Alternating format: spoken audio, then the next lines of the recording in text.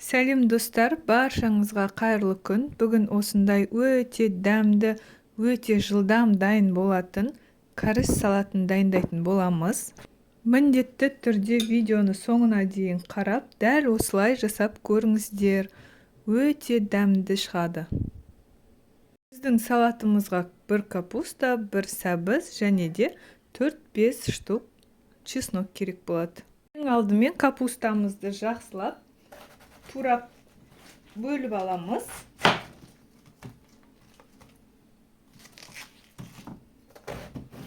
Осылай 4-ке бөліп аламыз.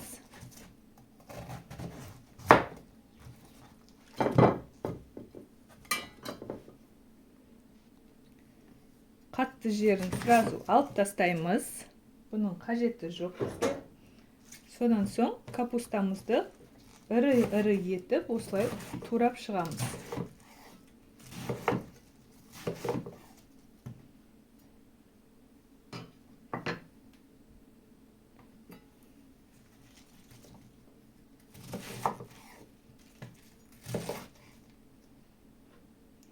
Туралған капустамызды үлкен ыдысымызға саламыз.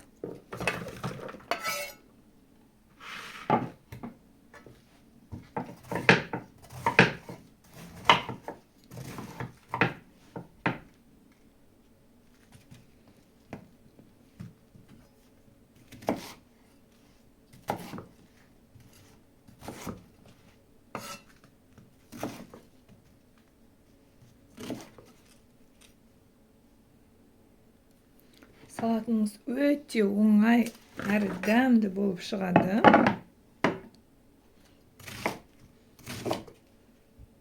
Достар, мен барлығын турап алдым. Бізде осындай үлкен табақпен бір табақ капуста шықты.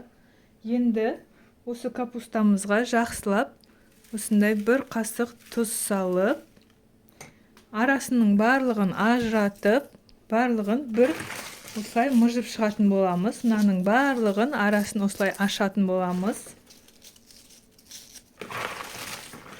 Жақсылап капустамызды осылай қолмен мұжып аламыз.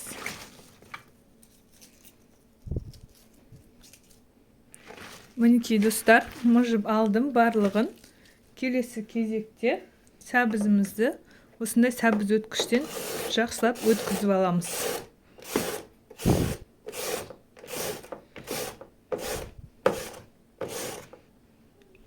Мінекей сәбізді де өткізіп алдым. Енді чесноктарымызды біртіндеп осындай чеснок өткіштен барлығын өткізіп шығамыз. Қолмен майдалап турасаңыздар да болады.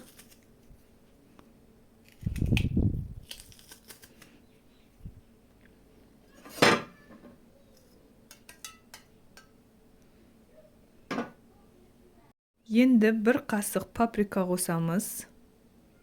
Және де бір шай қасық кристаллик тұзын қосамыз.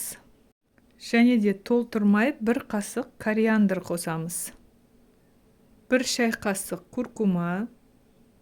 Және де әші қызыл бұрыш. Қызыл бұрышты шашыратпай бір жерге ғана үстіп қойып қоямыз.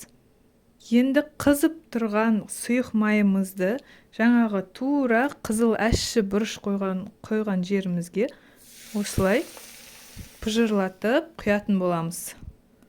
Енді барлығын жақсылап бір керкір етіп араластырып шығамыз.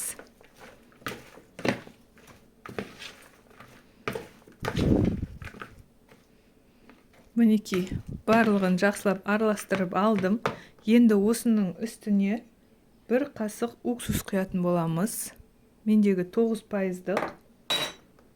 Және де соны тағы да бір жақсылап араластырып шығамыз.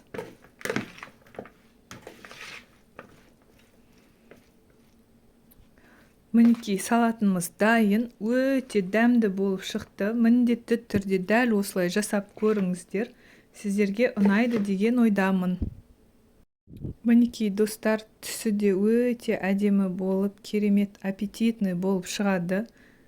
Өте дәмді. Және де бұл салатты бір аптаға дейін холодильникте сақтап жесеңіздер болады. Сау болыңыздар.